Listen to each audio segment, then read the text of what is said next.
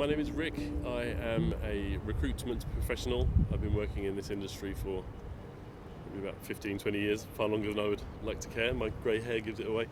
I started my own business last year to help people relocate internationally. So my business is taking people from wherever they are and for whatever purpose. It could be for family reasons or to learn a language or accelerate their career. I help them move internationally. A part of it is kind of knowledge and experience, and having done it for many years, I have a good network of people in almost every corner of the world. So I work with consulting firms, international consulting firms, so people that give business support in accounting, finance, whether it's for kind of audit or tax or doing deals, people buying and selling other companies. So there's basically four main players around the world, and I just move people between them around the globe.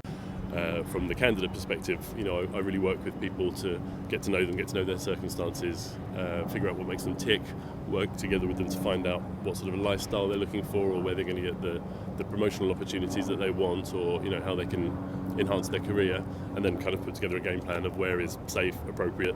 If they want beach lifestyle, if they want mountain ranges to ski on, we kind of take all of that into consideration and tailor make a service for them to help them get where they want to be.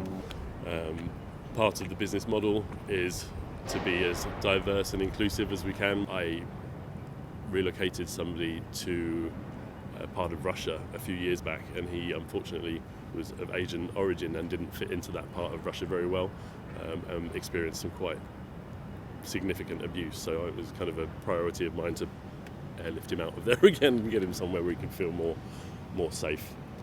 So safety is obviously paramount so I really have to get to know the people that I'm working with and figure out what makes them tick and what prejudices they might come up against. I've had people ask for specific genders, for specific gender background, ethnic backgrounds. I've even had somebody ask me for a blonde once, and that's just not an indicator of whether you can do your job well or not. The colour of your hair and your gender do not affect your capabilities. The salary difference in between a top executive male and a top executive female almost everywhere in the world is still different, and people are trying to redress that. And I think LGBT will probably not be far behind that, but I think it's a newer cause, and it's a lesser percentage of the population, so I think it hasn't quite got the momentum that it will have in the future yet.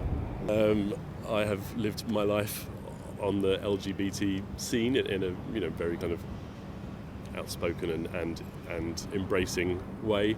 I think diversity as a whole, at the moment the world has some alarming trends towards the right wing, and diversities of all minorities, or however you classify them, are more than ever needing to pull together to try and make keep us going on the right path as a whole.